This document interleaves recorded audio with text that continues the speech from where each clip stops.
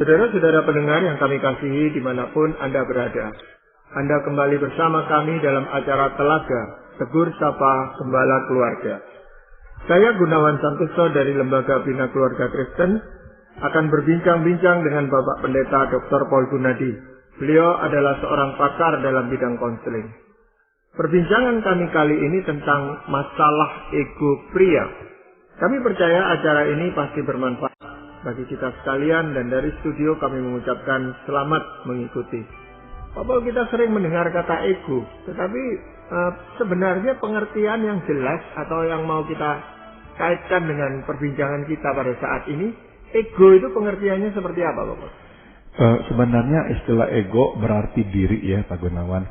Namun dalam perkembangannya istilah ini dipakai untuk merujuk kepada sikap mementingkan diri. Nah, dalam pembahasan kali ini saya akan menggunakan istilah ego sebagai sebuah atau sesuatu yang kita kaitkan dengan dan kita kenali sebagai diri. Nah, secara khusus memang saya akan menyoroti hal ego ini pada pria yang sayangnya kerap berkonotasi negatif ya, terutama bila dikaitkan dengan keluarga. Jadi sebenarnya semua orang punya ego, Pak, baik yang pria maupun yang wanita. Cuman kali ini kita bicara tentang yang pria gitu, Pak. Betul, Pak Gunawan. Nah, kalau orang itu dikatakan egois, itu pengertiannya seperti apa, Pak? Kalau sekarang ini memang kita ini mengaitkan sikap egois itu dengan sikap mementingkan diri gitu. Tapi sebenarnya kata ego sendiri ya hanya berarti diri. Tapi kalau menjadi egois adalah sikap mementingkan diri. Ya, banyak orang juga salah menafsirkan ketika Tuhan mengatakan bahwa kita itu harus mengasihi orang lain seperti mengasihi diri sendiri. Apakah ini terkait dengan ego, Pak? Nah, sudah tentu nggak sama sekali terkait ya, Pak Gunawan. Dalam pengertian kita mengasihi diri nggak berarti kita egois ya. Nah, yang Tuhan maksudkan dengan perintah itu adalah jangan sampai kita itu tuh kurang mengasihi orang. Sebab asumsinya adalah orang pertama yang paling kita kasih adalah diri kita sendiri. Kalau ada apa-apa, bukankah kita ingin melindungi diri sendiri? Waktu kita punya kebutuhan, bukankah kita ingin mendahulukan kebutuhan kita sendiri? Nah, Tuhan meminta kita mengasihi orang lain sebesar itu. Jadi memang tujuannya adalah supaya kasih kita itu tuh nggak lebih terbatas ya, waktu kita mengasihi orang. Ya, jadi ego itu tidak melekat di dalam diri seseorang ketika dia lahir gitu, Pak. Atau tumbuh perlahan-lahan sesuai dengan perkembangan jasmaninya. Sudah tentu akan ada bawaan-bawaan ya yang memang dia wariskan dari orang tuanya. Misalkan ada orang yang dari kecil memang ada membawa sikap keras kepala lah, ada yang membawa sikap kelembutan dan sebagainya. Nah, itu sudah tentu nanti berperan besar dalam pembentukan dirinya. Nah, nantinya pembentukan itu tuh terjadi di dalam rumah. Apa yang dialaminya, didengarnya, diterimanya dari orang tua dan kakak adiknya. Kemudian waktu dia bersekolah, dia akan mendapatkan yang sama dari guru dan teman-temannya. Nah, semua itu nanti menjadi atau membentuk diri atau ego di dalam orang tersebut. Jadi yang pertama yang ingin Pak Paul sampaikan mengenai ego di dalam diri seseorang ini apa, Pak? Yang pertama adalah bahwa ego pria itu terbentuk lewat perlakuan lingkungan. Jadi begini Pak Gunawan, saya jelaskan. Pada masa kecil, ego pria terbentuk dalam relasinya dengan orang tua. Dan setelah itu ego pria terbentuk lewat interaksinya dengan teman maupun guru di sekolah. Nah, pada umumnya, lingkungan ya, baik itu keluarga maupun guru dan teman di sekolah, memperlakukan anak lelaki sebagai diri yang kuat dan tangguh.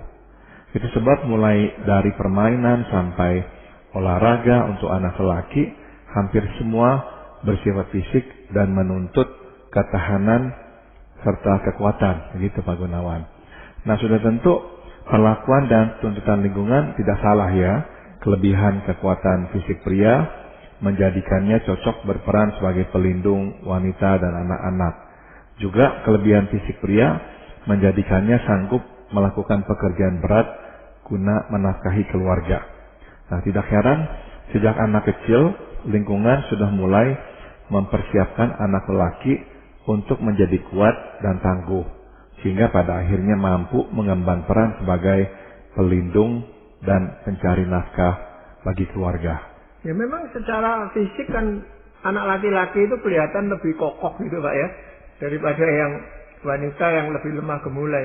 Tapi faktanya setelah menjadi besar, apakah memang lelaki itu lebih kuat daripada wanita itu? Saya kira secara kekuatan kasar iya Pak Gunawan ya. Jadi misalnya mengangkat barang yang berat-berat. Kita juga tahu prestasi olahraga di cabang olahraga yang sama ya dibandingkan misalnya pria dan wanita, selalu pria itu melampaui wanita, misalkan lari lah, angkat besi lah dan sebagainya. Nah, namun kalau kita membicarakan tentang ketahanan fisik, kesehatan tubuh dan sebagainya, ya sudah tentu belum tentu sama ya, karena kita tahu banyak wanita yang bisa berumur jauh lebih panjang daripada pria. Tetapi secara kekuatan kasar, pada umumnya pria memang lebih kuat daripada wanita. Jadi ego seseorang itu dikondisikan oleh lingkungannya gitu Pak Pol? Ya, jadi apa yang diterima oleh lingkungan akhirnya juga membentuk dia. Apa yang diharapkan oleh orang tuanya, apa yang diharapkan oleh teman-temannya, bahwa dia harus menjadi kuat dan tangguh, akhirnya membentuk dirinya sebagai seorang anak laki-laki yang kuat dan tangguh. Nah, jadi begini Pak Gunawan, dalam prakteknya untuk menjadi kuat dan tangguh, anak laki-laki dibentuk untuk tidak mudah ambruk dalam tekanan dan dapat bertahan dalam penderitaan. Itulah kira-kira ya, tidak mudah ambruk dalam tekanan dan bertahan dalam penderitaan. Anak laki-laki pun dibentuk supaya tidak gampang menyerah, ya, sebesar apapun rintangan yang mesti dihadapi. Nah, itu sebab setelah besar, anak laki-laki ya akhirnya mempunyai sebuah diri atau ego yang kuat dan tangguh, yang artinya adalah tidak mudah ambruk, tidak gampang menyerah, dan tahan menderita. Nah, kira-kira itulah yang dicoba untuk dicapai oleh lingkungan dalam membentuk seorang anak laki-laki atau ego laki-laki. Nah, hasil akhirnya ego laki-laki itu menjadi tadi yang saya sebut, kuat dan tangguh, tidak mudah ambruk, tidak gampang menyerah, dan tahan menderita. Dengan cara bagaimana Pak Pol? Lingkungan itu membentuk anak supaya tangguh, kuat, tidak mudah menyerah, itu bagaimana Pak Pol? Nah, misalnya adalah kalau anak-anak itu tuh bilang, aduh nggak bisa ikut olahraga tertentu. Nah, biasanya tuh guru akan berkata, kamu pasti bisa, kamu anak laki-laki. Misalkan main sepak bola. Kamu main sepak bola, nggak suka sepak bola. Oh enggak, kamu anak laki-laki mesti bisa main sepak bola. Nah, misalkan hal seperti itu. Jadi dengan kata lain ya, sejak anak-anak kecil, anak laki-laki kecil memang diarahkan untuk menjadi kuat dan tangguh. Sebab memang ya kita nggak bisa sangkal, pada akhirnya fungsi pria adalah untuk mencari nafkah bagi keluarga dan juga untuk melindungi keluarganya. Dan untuk itu diperlukan kekuatan serta ketangguhan. Tapi kan ada beberapa anak itu yang sejak kecil sudah sakit-sakitan Pak Pol, sehingga sulit untuk dipengaruhi atau dipaksakan seperti itu. Bagaimana itu Pak Pol? Ya, maka anak-anak laki-laki Pak Gunawan yang nggak bisa mencapai standar itu atau memenuhi harapan itu, ya nggak bisa nggak pada masa remaja terutama ya, seringkali mengalami krisis jati diri lah atau identitas diri, karena ya dia akan mungkin diledek teman-temannya, kamu kok nggak bisa, kamu kok penakut, kamu kok seperti perempuan atau dan sebagainya. Jadi akhirnya anak laki-laki itu ya mengalami krisis kepercayaan diri. Tapi ya sebetulnya kan kita harus mengerti bahwa orang itu nggak sama, nggak semua anak laki-laki senang dengan permainan yang kasar. Ada anak laki-laki yang senang dengan permainan yang lebih tenang, lebih nggak ada kontak fisik. Nah, jadi seharusnya memang begitu, tapi ya kita mengerti bahwa ya beginilah masyarakat di mana kita tinggal, bukan hanya di Indonesia tapi di mana-mana sama. Kebanyakan orang mengharapkan anak laki-laki itu untuk kuat dan tangguh. Ya, yang lainnya apa Pak? Hal kedua tentang ego pria yang perlu kita ketahui adalah dalam perkembangannya, diri atau ego yang dibentuk untuk menjadi kuat dan tangguh cenderung kehilangan kepekaan terhadap penderitaan dan kelemahan. Jadi saya ulang lagi, akhirnya ego yang dibentuk untuk kuat dan tangguh cenderung kehilangan kepekaan terhadap penderitaan dan kelemahan. Singkat kata, untuk dapat bertahan dalam penderitaan dan sanggup menahan rasa sakit, maka anak lelaki terpaksa mengabaikan penderitaan dan rasa sakit itu sendiri. Nah, inilah yang membuat diri atau ego pria secara alamiah sulit memahami dan menyelami penderitaan dan rasa sakit.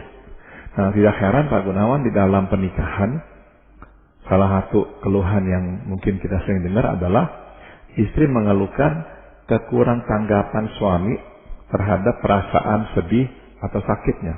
Ini nih, tidak jarang istri pun marah ya kepada suami karena suami bersikap tidak peka dan misalkan terlalu keras kepada anak. Nah, semua itu adalah akibat dari pembentukan diri atau ego pria yang mengharuskannya untuk tidak terlalu memberi perhatian terhadap perasaan, baik itu rasa sakit ataupun rasa sedih. Berarti pria ini memang punya kecenderungan untuk menyembunyikan perasaan yang sesungguhnya, terutama kelemahan-kelemahannya gitu Pak Bos. Saya kira demikian Pak Gunawan, sebab ya kita mesti mengakui kalau anak pria menangis misalnya. Betapa seringnya kita mendengar ya komentar dari orang dewasa, kamu anak laki-laki jangan nangis, jangan cengeng, anak laki-laki nggak boleh nangis. Nah itu kan kata-kata yang kita sering dengar ya dari orang. Jadi dengan kata lain, nggak boleh mengungkapkan kesedihan atau rasa sakitnya atau kelemahannya.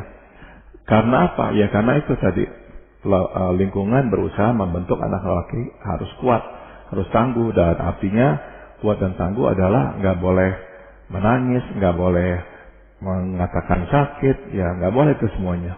Tapi dia lalu mengharapkan orang lain juga seperti itu gitu Pak Bos. Betul, nantinya setelah anak itu besar, dia akan juga menuntut yang sama dari mungkin anak laki-lakinya ataupun dari orang-orang lain. Atau kalau punya saudara laki-laki, adik atau apa juga akan diperlakukan seperti itu. Betul, maka kita akan perlu juga ya, maksudnya kita ya bisa mengakui bahwa misalkan kita ini yang sudah dewasa, terus kita bekerja, ada teman laki-laki kita yang sudah umurnya separuh baya seperti kita, misalnya lagi sedih nangis, lagi sakit nangis. Saya kira kebanyakan kita ini pria akan kurang nyaman gitu dengan rekan kerja pria yang kok nangis, kok kadang-kadang ngeluh apa. Sebab kenapa? Sebab ya sudah ada konsep atau sudah ada tuntutan bahwa kita ini pria nggak seharusnya seperti itu. Kalau kita begitu berarti kita lemah. Nah, jadi ya memang itu salah satu harga yang harus dipikul oleh anak laki-laki, karena dibentuk untuk kuat dan tangguh, akhirnya kurang tanggap, kurang peka terhadap perasaan, ya terhadap penderitaan. Dan dalam pernikahan yang nggak jarang istri ngeluh, kamu kok nggak begitu memperhatikan perasaan saya, kok kamu ngomong kasar, kok kamu nggak lihat perasaan saya seperti apa, kamu kok nggak tanggap berinisiatif melihat saya sedih, coba dong datang atau apa. Nah, kebanyakan kita ini pria memang ya buta terhadap begitu-begituan. Ya, apakah ego itu tumbuh begitu terus dengan sempurnanya atau ada penyimpangan-penyimpangannya Bapak? Saya kira nggak bisa nggak Pak Gunawan, dalam pembentukannya akhirnya ego juga mengalami penyimpangan, dan ini hal ketiga yang perlu kita ketahui. Mari kita perhatikan kembali ya ketiga karakteristik ego pria yang telah kita bahas tadi. Yang pertama, tidak mudah ambruk dalam tekanan. Kedua, sanggup bertahan dalam penderitaan. Dan yang ketiga, tidak gampang menyerah dalam menghadapi rintangan. Nah, sesungguhnya kan tidak ada satu rumus atau tuntutan yang mengatakan bahwa untuk dapat kuat dan tangguh, maka anak lelaki tidak boleh mengakui bahwa ia tertekan, bahwa ia menderita, dan bahwa ia tengah berjuang melawan rintangan. Tidak ada ya hukum atau tuntutan yang berkata anak laki tidak boleh mengakui semua itu. Sayangnya, itulah yang dikomunikasikan oleh lingkungan kepada anak lelaki Pak Gunawan. Dia harus kuat, dia harus tangguh, tanpa boleh mengakui bahwa ia sudah letih dan ia kesakitan. Nah, singkat kata, penyimpangan yang terjadi adalah bahwa diri atau ego pria menjadi begini nih, tidak semestinya mengakui adanya kelemahan dan kebutuhan. Gitu Pak Gunawan. Ya, jadi sebenarnya kalau orang tua atau lingkungan itu ingin mengharapkan agar ego yang terbentuk di dalam anak laki-lakinya ini ya seimbang gitu bagaimana ya Pak Pol ya? Nah, udah tentu akhirnya anak laki-laki itu mesti diberikan juga izin untuk menyatakan perasaannya. Kalau dia marah, diizinkan. Tapi kalau dia sedih, juga diizinkan. Kadang-kadang kita orang tua nih, kalau anak marah, ya masih bisa diam. Tapi kalau anak nangis, langsung berkata, nggak boleh nangis, stop. Apalagi kalau dia anak laki-laki. Nah, kita mesti mengizinkan dua-duanya. Waktu dia marah, kita izinkan. Selama ya nggak marah terus-menerus atau mengungkapkan kemarahannya secara kasar. Nah, demikian juga dengan nangis. Dia misalkan udah umur 10 tahun dan dia sedih karena sesuatu terjadi di sekolah dan dia menangis. Ya nggak apa-apa, kita biarkan dia menangis. Kita mungkin bisa menerima anak laki-laki kita nangis umur 3-4 tahun. Tapi begitu dia umur 10 tahun, kita larang. Kamu anak laki-laki jangan nangis. Udah gede seperti gini kok kayak anak kecil nangis. Nah, akhirnya anak itu jadinya belajar. Oke dah, lain kali kalau saya sedih, saya nggak boleh tunjukkan kesedihan saya. Waktu saya lagi merasanya putus asa, saya nggak boleh menyatakan saya putus asa. Saya harus sangkali semua perasaan-perasaan itu. Nah, orang tua perlu memang mengizinkan anak laki-laki juga untuk menyatakan ya saya kecewa, saya putus asa, saya sedang sedih, saya merasa tertolak dan sebagainya.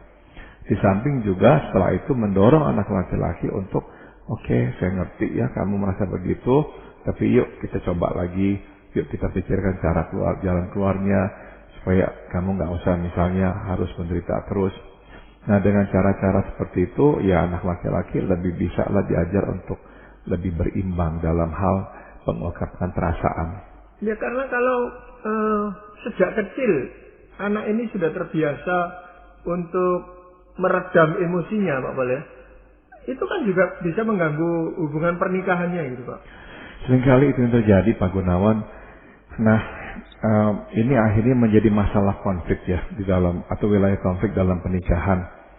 Seringkali istri mengeluh bahwa suami kok sulit meminta maaf ya, bahwa suami menuntut tapi tidak memberitahukan kebutuhannya, dan bahwa suami marah bila dianggap tidak bisa.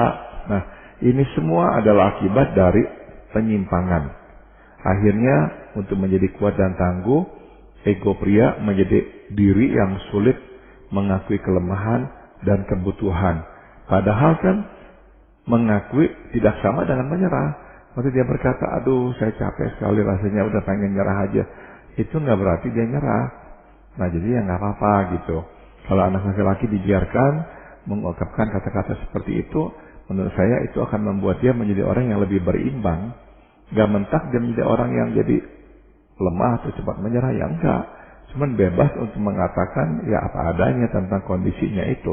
Tapi di situ juga kalau mereka sudah menikah gitu, jadi menjadi pasangan suami istri, sebaiknya kan si istri itu menolong suaminya untuk bisa mengungkapkan perasaannya gitu Pak Pol ya.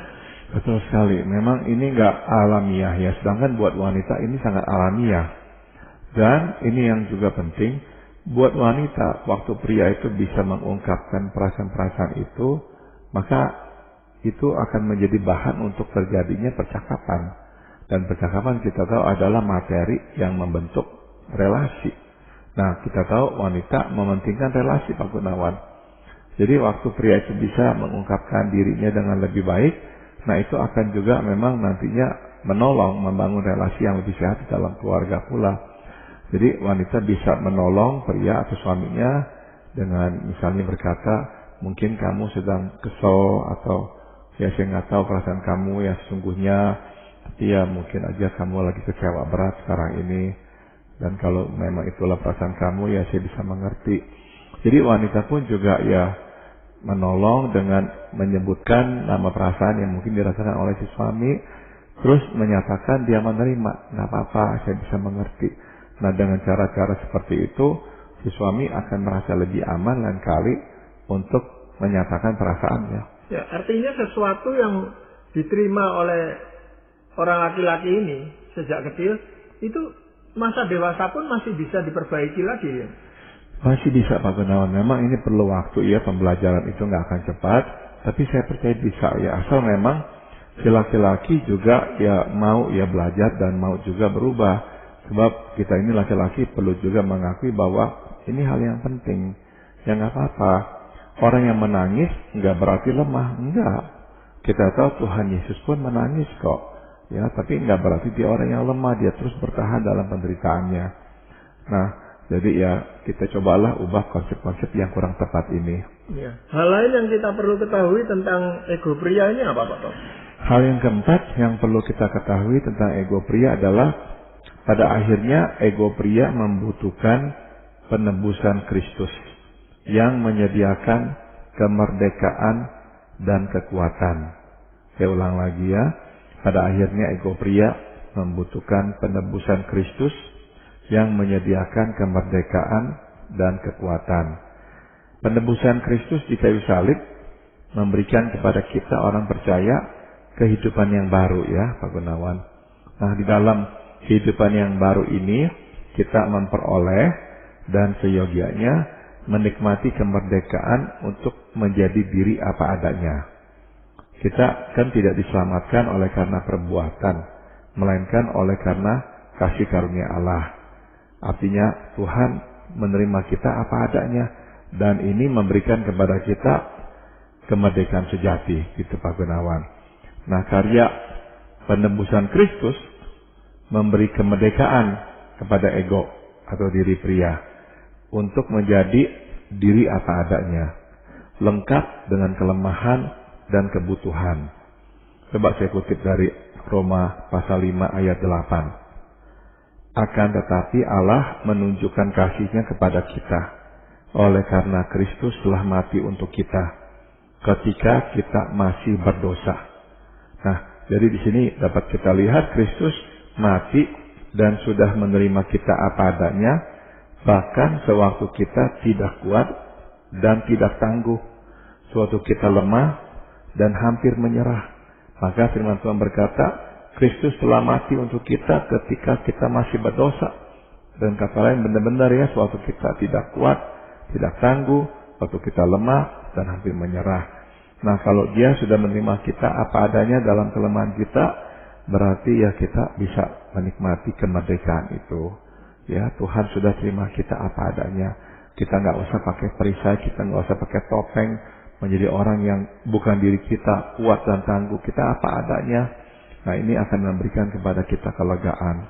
Ya, tapi orang yang terbiasa untuk menekan perasaannya, jadi tidak tampil apa adanya di hadapan sesamanya, Pak Pol, itu juga akan terpengaruh ketika dia berkomunikasi dengan Tuhan, gitu Pak Pol.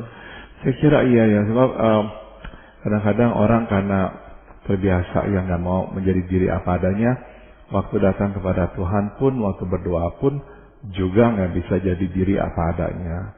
Akhirnya keintiman dengan Tuhan ya terbatas ya, karena nggak pernah benar-benar bisa terbuka apa adanya kepada Tuhan. Dan itu sebenarnya masih ada belenggu yang mengikat dia. Dia belum menikmati kemerdekaan yang sesungguhnya gitu Pak Pol ya. Betul Pak Gunawan, justru kan ya kita melihat tokoh-tokoh di Alkitab, mereka itu nggak malu untuk misalkan menangis. Enggak. Kalau memang mereka perlu menangis, mereka sedang sedih atau apa, ya udah mereka menangis apa adanya. Misalnya Daud ya, kita tahu waktu anaknya Absalom meninggal dunia, dia menangis. Ya, dia sedih sekali kehilangan anak yang dikasihnya itu, meskipun anaknya juga memang anak yang memberontak terhadap dia. Tapi ya kita lihat Daud nggak malu untuk mengakui bahwa dia adalah seorang manusia biasa.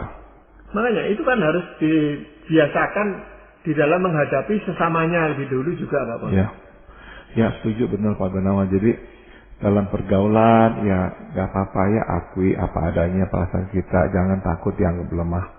Ya tapi seringkali disalah mengerti orang, karena itu dia lebih suka untuk menggunakan topengnya itu Pak Pol. Saya mengerti ya, karena ya pada umumnya tuntutan di lingkungan adalah seperti itu ya, kita nggak bisa atau nggak boleh jadi apa adanya, nanti dinilai lemah lah atau apa.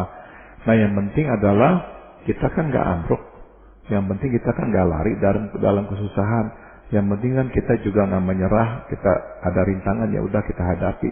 Nah apapun reaksi kita, kalau kita tetap ya nggak menyerah, orang nggak bisa berkata apa-apa. Jadi sebenarnya ego pria ini Pak Pol ya, Di satu sisi kan masih ada segi positifnya gitu Pak Pol. Kan tidak semuanya itu harus dibuang. Orang tidak perlu punya ego kan bukan seperti itu Pak Pol ya. Betul sekali Pak Gunawan. Ya jadi yang kita bicarakan adalah mempunyai ego yang sehat. Nah, ego yang sehat adalah ego yang ditebus oleh Kristus. Dua penebusan Kristus. Pertama memberikan kemerdekaan dan yang kedua ya memberikan kekuatan. Menjadi kuat, tangguh menghadapi tekanan dan tantangan kehidupan ini. Jadi misalkan kita ini pada saat lemah, pada saat hampir menyerah, kita datang kepada Kristus, kita minta kekuatan kepadanya. Nah, singkat kata, sewaktu kita mengakui kelemahan dan kebutuhan, justru di saat itulah Tuhan mengaruniakan kekuatan kepada ego atau diri pria. Bagaimana firman Tuhan di 2 Korintus pasal 4 ayat 7 meneguhkan, tetapi harta ini kami punyai dalam bejana tanah liat, supaya nyata bahwa kekuatan yang melimpah-limpah itu berasal dari Allah, bukan dari diri kami. Nah, jadi Paulus di sini menggunakan pengibaratan kita adalah bejana untuk Tuhan. Terbuat dari apa? Bukan dari besi, bukan dari timah, bukan dari tembaga, tapi dari tanah liat yang memang bisa retak, bisa pecah. Nah, inilah kondisi manusia kita apa adanya. Namun firman Tuhan menjanjikan Dia akan memberikan kepada kita kekuatan yang melimpah-limpah. Yang dimaksud dengan harta itu apa Pak Paul? Sebetulnya harta di sini di Korintus adalah mengacu kepada Injil Pak Gunawan, ya bahwa dia sudah diberikan kepada Tuhan kepercayaan, yaitu Injil, kabar berita atau berita baik bahwa Allah telah mengampuni dosa manusia lewat putranya Yesus. Begitu. Iya. Terima kasih Pak Paul untuk perbincangan ini. Dan para pendengar sekalian, terima kasih Anda telah mengikuti perbincangan kami dengan Bapak Pendeta Dr. Paul Gunadi dalam acara Telaga, Tegur Sapa Gembala Keluarga. Kami baru saja berbincang-bincang tentang masalah ego pria. Bagi Anda yang berminat untuk mengetahui lebih lanjut mengenai acara ini, silakan menghubungi kami lewat surat. Alamatkan surat Anda ke Lembaga Bina Keluarga Kristen atau LBKK, Jalan Cimanuk 56, Malang. Anda juga dapat menggunakan email dengan alamat telaga@telaga.org. Kami juga mengundang Anda mengunjungi situs kami di www.telaga.org. Saran-saran, pertanyaan, serta tanggapan Anda sangat kami nantikan. Akhirnya dari studio kami mengucapkan terima kasih atas perhatian Anda dan sampai jumpa pada acara Telaga yang akan